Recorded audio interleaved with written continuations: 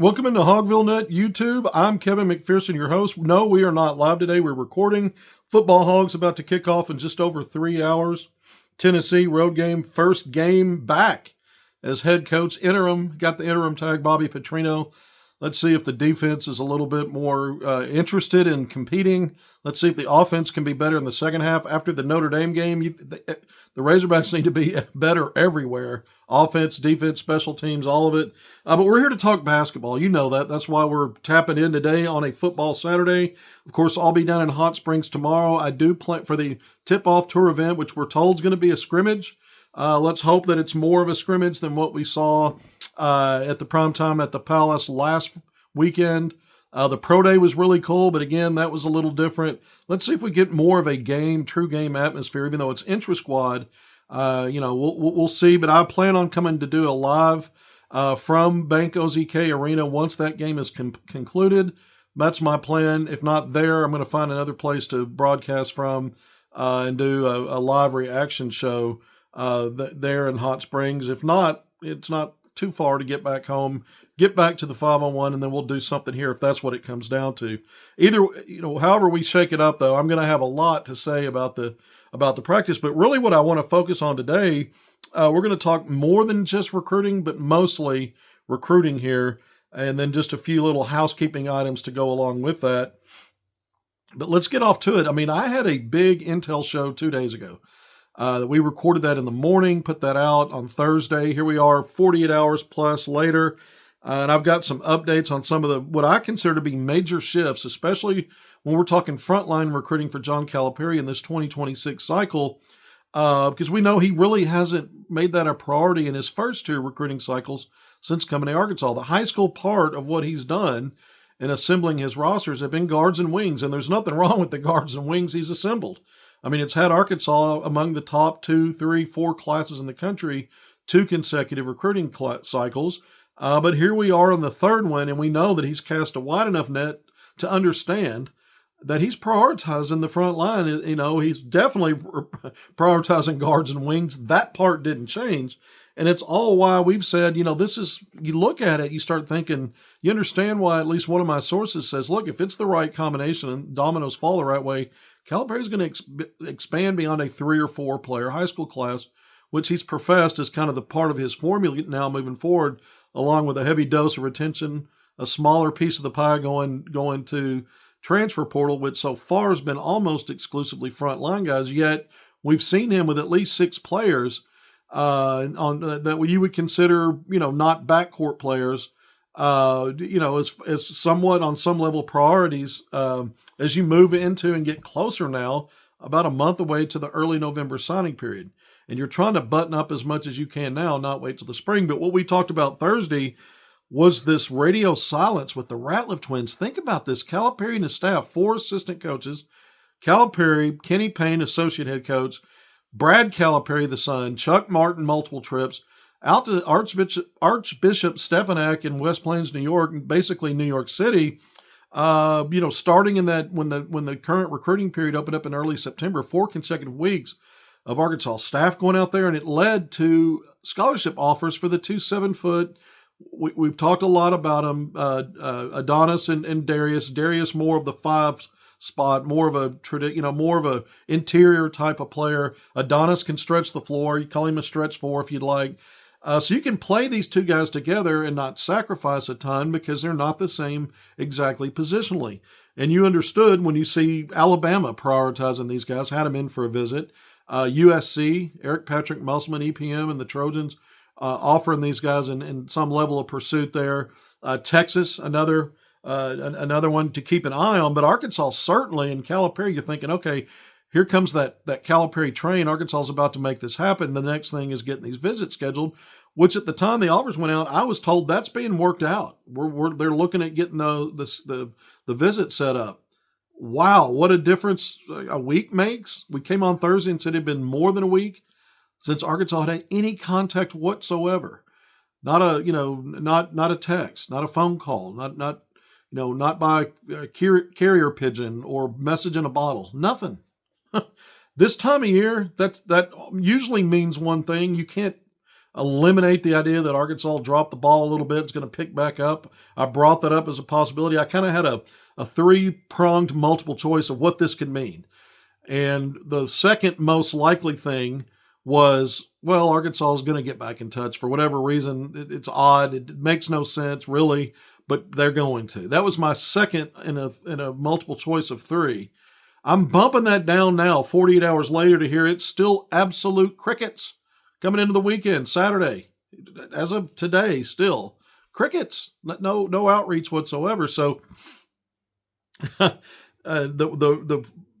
option that I have entrenched as number one remains there, and I'm going to get to that last. But going from the second most likely thing is going on, Arkansas just dropped the ball a little bit. That moves into third place.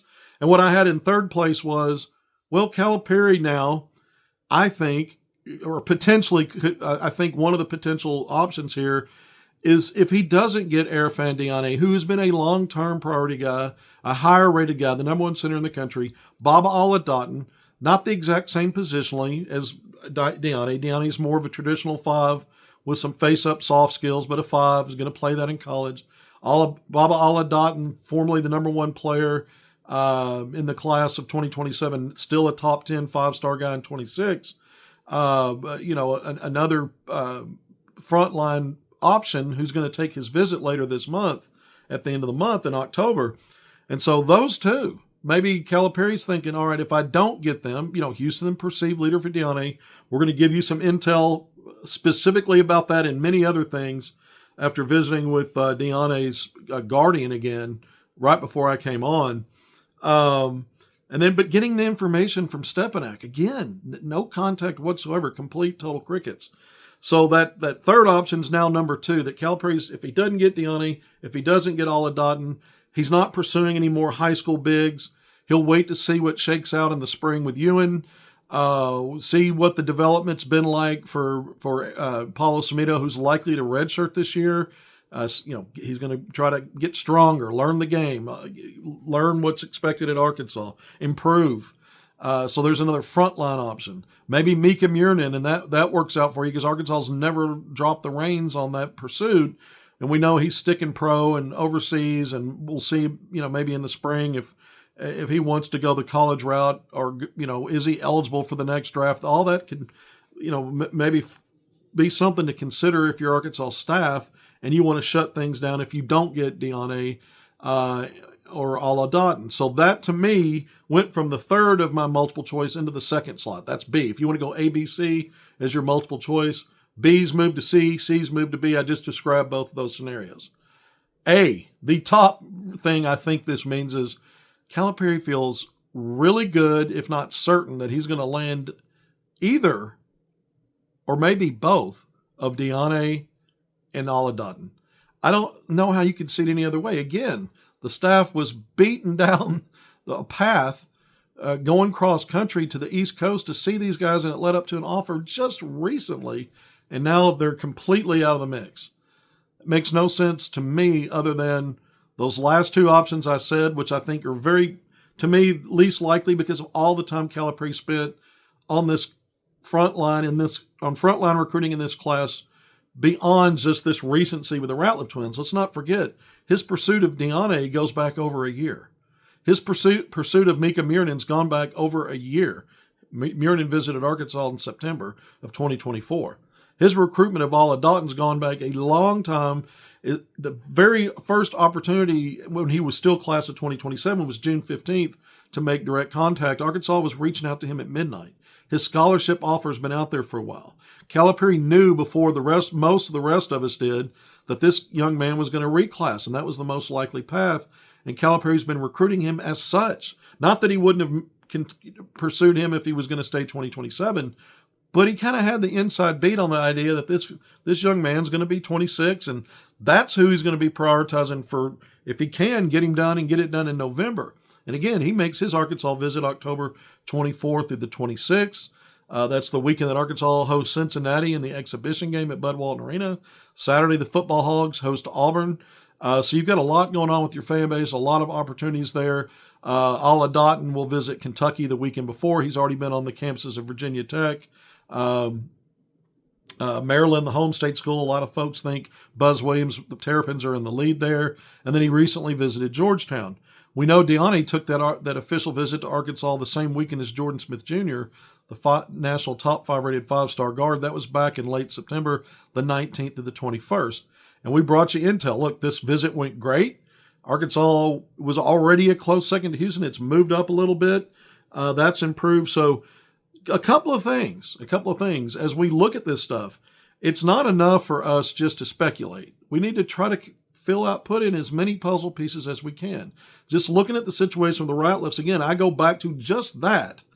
And the fact that Arkansas didn't, by the way, Chase Foster didn't end up bringing him in, even though they were finalizing a visit date. He's going to go off to Pitt. Arkansas's not losing a 6'8" forward to Pitt if Calipari really wants him. Remember, the offer came out after Peach Jam in early August. Calipari out to IMG Academy. Calipari and the staff working to finalize that visit date. Now he's someone that's shuffling off in the mix in concert with the Ratliffs. And if we talked about all this on Thursday, I think what's significant is 48 hours later, there's still no contact. And I've spoken with the guardian for Diane, and at least that part of it, again, either or maybe both with him or Aladatin seems like the most likely thing that Calipari believes he's getting one of those guys. Which also could mean he's got a solid or private commitment from one or both of those guys. I don't have any intel to say that that's what's going on, and that may not be true, but I can't rule it out because of these moves. How else do I look at this other than, well, maybe he just hopes he gets one or both and he feels good like he's got a real shot. And if not, shut the rest of it down. Let's get to the spring. That's now the second thing. Again, the third most likely, I guess, in the scenarios I have, is that they're going to circle back and get back with the Ratliffs. I can't rule it out. All right. But having talked to Diane's guardian, Alex Victor, I'm one to not just wait to find something out like everybody else and then come on here and talk about it like I knew that. The only way you know something is to do the work. It's the only way you know. I'm not going to compile what others think. I'm going to go do the work. And so don't want to harp on that too much other than I've come out and asked the questions directly. The last time I asked Alex Victor, Erfan Diane's guardian's been on his visits with him, part of the process with his decision-making, plugged into that Iowa United Preps scene out there where Diane plays. So several things from this, but one of the first things I asked him when we talked just before I came on was, is Houston still the leader? The last time I talked to you, that's what you told me. And here was his answer. He goes, yes.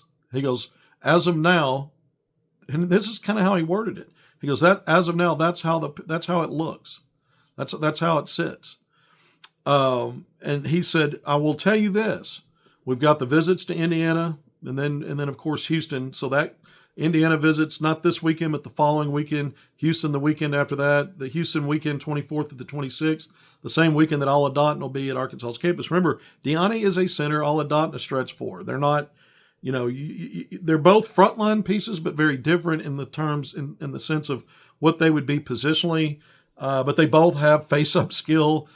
Just consider Aladatin obviously a more skilled, with real wing qualities. I'd say,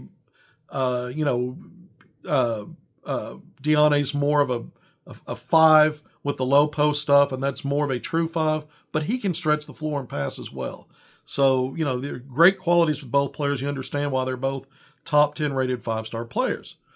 But the Guardian says the Houston visit, he said there are still some unknowns about things that matter, that need to be addressed and need to be, I guess a bridge needs to be crossed from, a place of some things not finalized or understood to where they get to that. And you say, well, aren't all visits that way? Not necessarily, especially this late in the game. They took an unofficial visit to Houston right before they started taking official visits. It's their second time back out there. That's been a long-term recruitment with Kelvin Sampson. And so usually if a team's in the lead and you've had all that interaction, and yeah, unofficial visit's not the same as an official, but usually you know more about the major stuff, and it's just kind of maybe closing up some loose ends type of thing on the visit. This sounded a little different, like there's some significant things that need to be ironed out. Well, without saying NIL, that feels like NIL is maybe is one of the 2 or 3 things that need to be dealt with. And I know Arkansas came correct on its NIL without being able to talk about those numbers. And I got a feeling that's a big part of that.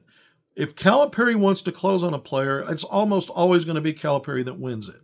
And I think Arkansas's NIL offer, again, is really good. I think that's probably, without, really pushing the, Alex Victor, the guardian, into a corner and forcing him to say NIL. A lot of folks don't want to talk about the money part. I get that. Do you talk about your money and how much you make with folks when you're out there talking about, man, I sure deserve a raise, or I may look, to something else so I can make more money? Yeah, you might speak in generalities, but you're not probably disseminating everything to folks that aren't your family or somebody or your accountant, right? So I get that. So I'm not going to try to, put him in a situation where I'm forcing that issue, but it feels to me like that's probably part of it. This is another thing he told me, which I found several pieces of intel here today, speaking with Alex Victor, but he said that there are folks in Diane's camp that want this to end with Arkansas being the choice. That there are folks in the camp, and I got the impression maybe he's one of them, but Kenny Payne, Arkansas associate head coach, has been the lead recruiter for Diane. And they are over the moon with how he has handled this recruitment. Of course, Calipari, he knocks it out of the park every time. But Kenny Payne and his involvement and how he's viewed, how they see this. Arkansas getting Abdou Toure, they both kids from Guinea, and played together on the junior national team. And, that's a positive. The chemistry between J.J. Andrews playing with Diane in a couple of different all-star events through the summer, and that the Guardian has brought up to me multiple times without even being asked about it, how they really like that. There are a lot of reasons why Arkansas is ahead of Kentucky, where he's also recently visited Virginia.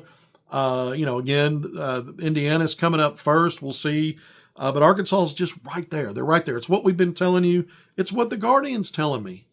I can't even rule out, not that the Guardian's lying to me, but I can't even rule out the idea that Arkansas is really the team to beat here. But I'm taking it at face value. Technically, I guess it's still Houston, with Houston having things they really need to answer on this upcoming visit. And again, that's not always unusual, but I think if you're a perceived leader and they're talking about you as a leader, and you're not going to get some of these bigger answers until the end of the month, when the early period's 2 weeks away. I mean, it's plenty of time to get answered what you need answered and make a decision, a final decision. But at the same time, a lot of times when you get to that point, it's just little stuff. But then in the world of NIL, maybe it becomes really big, really fast if someone else has got a really strong offer out there, and you're going to say, are you matching this at least? Or what? And again, you got to remember too, when offers on NIL are comparable, it's advantage Calipari because of all the help and assistance he's given to his players to get them ready for the next level, to thrive at the next level. There's something to that. Has a great amount of value because those initial contracts, your draft range, your initial rookie contracts that bleed then hopefully into second and third contracts, that's where your real wealth is going to be accumulated, especially for the top center in the country, a 7-footer who's got more than just a big body that might have a real shot at being a one and done. You're only going to make so much NIL. So it's important, but all the other stuff is too. So a lot of interesting things that came out of that. Questions that Houston must address. That was how that was, kind of came across. And again, it did not sound like, when I picture someone in the lead, you've addressed just about everything, and now, you're just buttoning things up a little bit. And this sounds like more than that to me, and it makes me have even more hope for where Calipari is positioned here.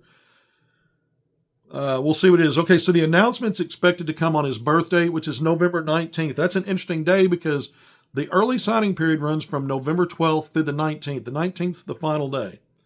And so this could play out several ways. He makes his commitment announcement and does his paperwork on his birthday, the last day, and then it runs through the NCAA clearinghouse and gets approved, whatever. Nothing wrong with that. It also could be that it gets the paperwork gets done sooner than that, and everybody stays hush on it, and he just makes the announcement on his birthday, which is the last day of the signing period. Sets it up as though I'm committing today and I'm also doing my paperwork. Have a ceremony, maybe just throwing it out there where you see him signing paperwork. We've seen those before where the paperwork had actually already been done and it's more performative. So I didn't, drill down on what's really going on there. He's going to make the announcement on his birthday. That's the plan. And that is, again, the last day of the early period. Something else interesting, Diane will be in Arkansas, whether he's a Razorback commit or not, during the basketball season. He'll be in Northwest Arkansas. He'll be in Fayetteville. There's a multi-team event. I don't know how many of those Nike Scholastic schools will be in it, but it's an event playing in the Fayetteville I think it's being hosted by the New School, which is in Fayetteville. That's the name of the school. The New School, Diane and Iowa United Prep will be in Fayetteville competing, during the basketball season. So not too far off from there. Is he a Razorback commitment and assignment at that point? Signee. Is he, Houston's and, he's just going to be in the state and, all that remains to be seen. All right, 21 minutes in. I spent a lot of time on that.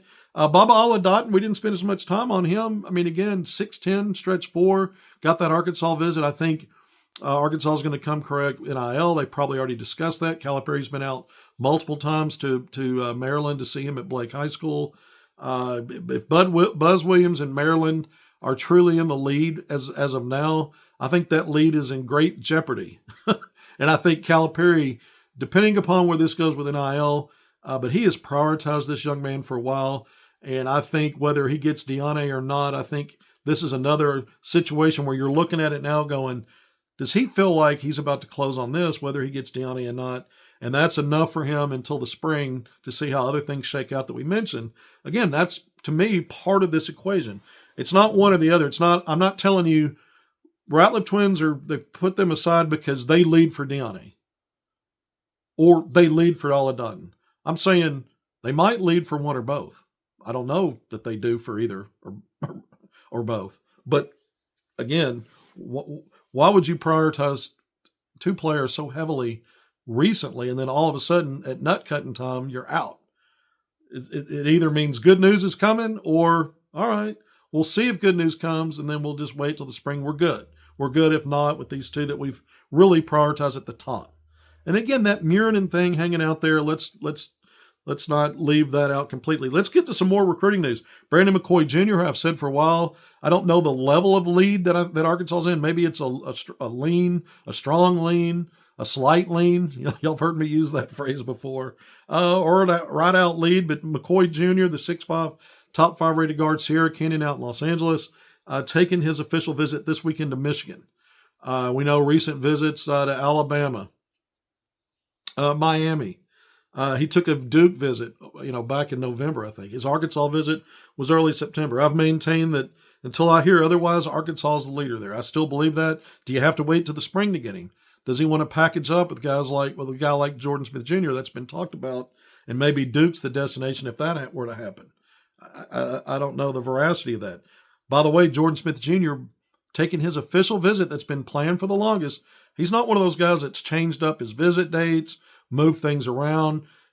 He's taken that Kentucky visit, and Holt's taken a second visit because Holt visited Kentucky the weekend after he visited Arkansas, which was Arkansas's first official visitor of 6 straight over 4 consecutive weekends. But Holt came in late August to Arkansas, and then the next week he was at Kentucky, then to Alabama. He's been on Providence campus, Arizona. Holt's maybe got a Houston visit set up for December.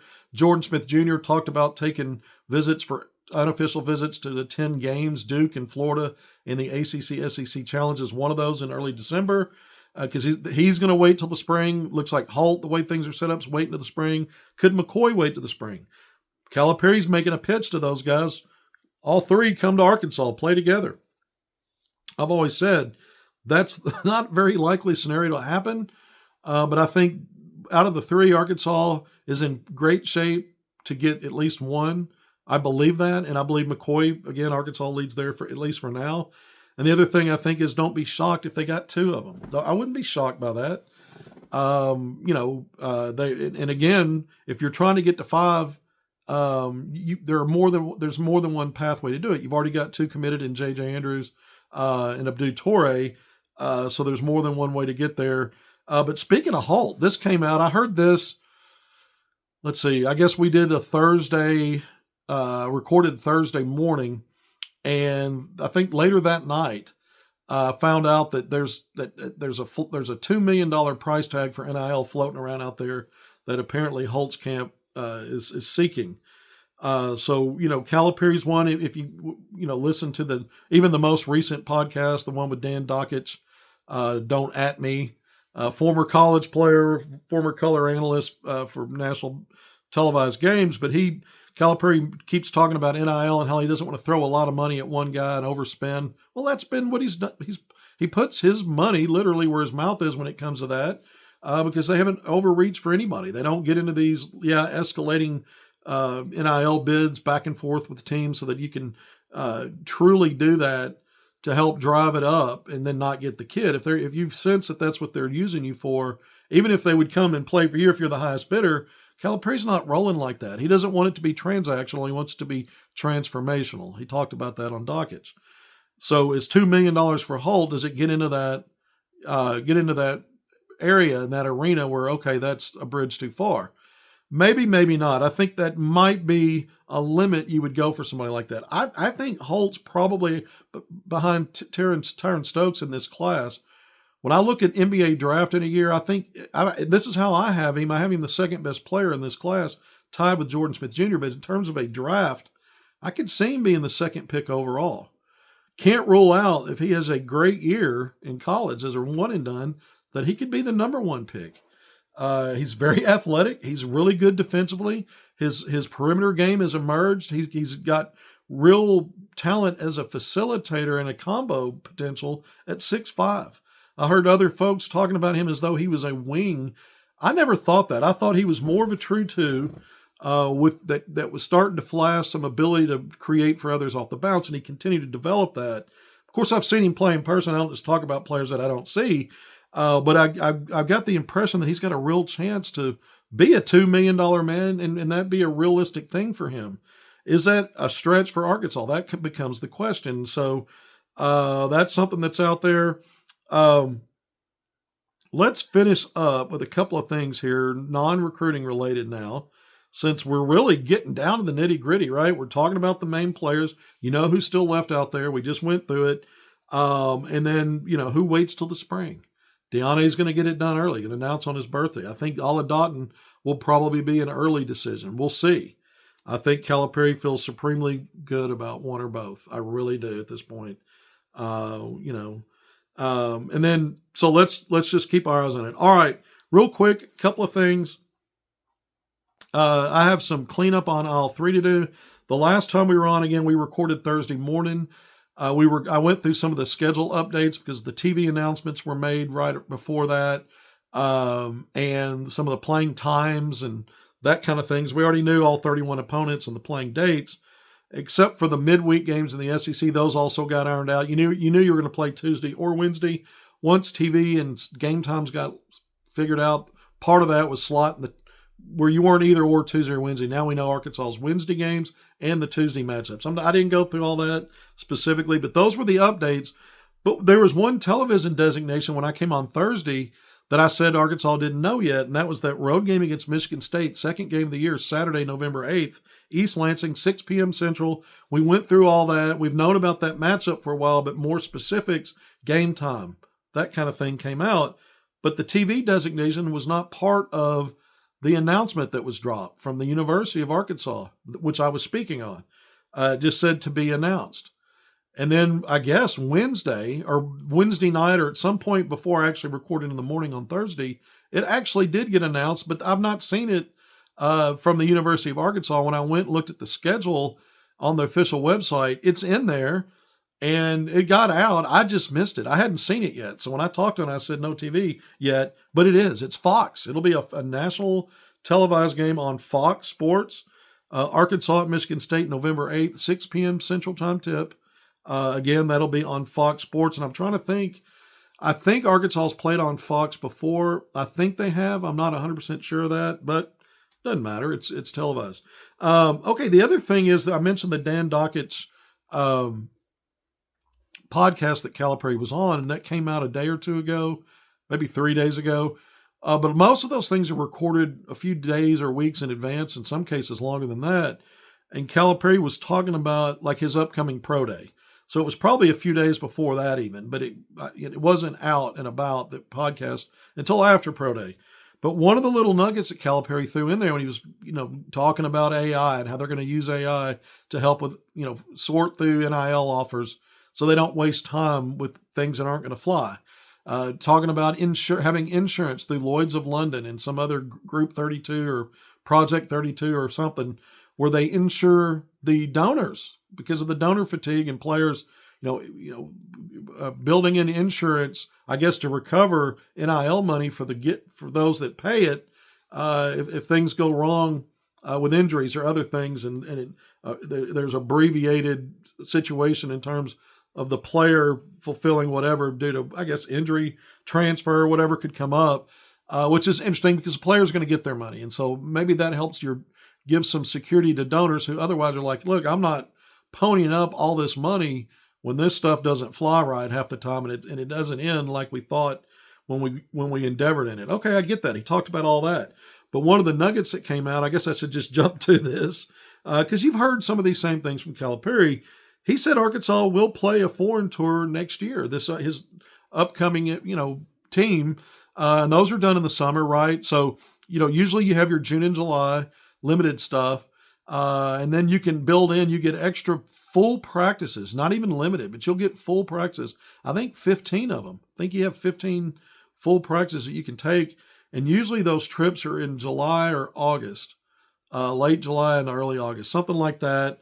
But that Arkansas is going to have an opportunity to go to either the Bahamas or Toronto. So he brought that up.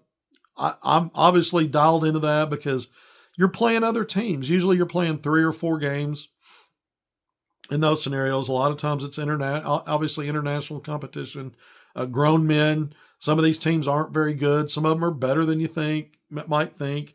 But it gives you an opportunity to have your team together in a setting where they're not just playing and competing against each other. There's officials. You're playing probably international rules, which is a little different. But still, it's a good opportunity and good experience. And Calipari said Arkansas, I guess they're going to choose between a trip to the Bahamas or Toronto.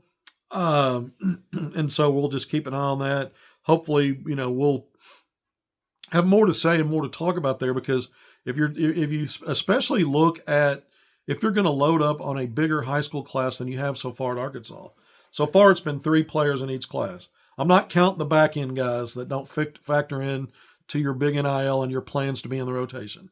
Technically, they've taken more than 3 in each class, but they've only taken 3 in those front end guys, and now they're maybe going to expand to 5.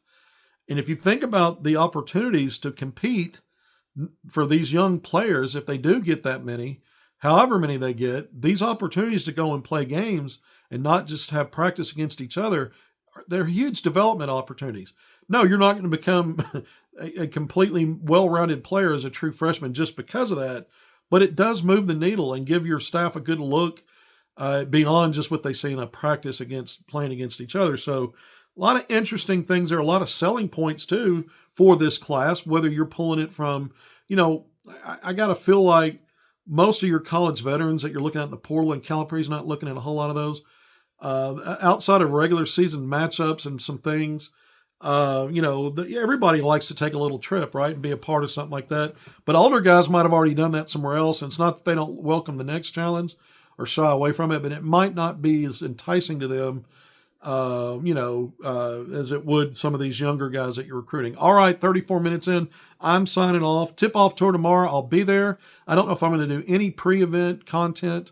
I might tomorrow at some point, but certainly I plan on doing post-event content. It's what I planned for primetime at the Palace, but because we had reduced working areas media, I didn't want to interfere with the other media who were typing and writing and trying to get their work done by doing a loud podcast there at Bud Walton. And they were getting us out of there earlier than normal as well that night. And there wasn't a whole lot to talk about from a competitive standpoint. I hope it's different this time, and I hope that I'm really able to bring something and impart a lot more than I was even after a day or two after prime time at the Palace. I felt like the work they did at the Pro Day was really good, and I hope this is even better in terms of what we can talk about. Until next time, thanks for being here. Appreciate all of you. Be great in all your endeavors. See you soon.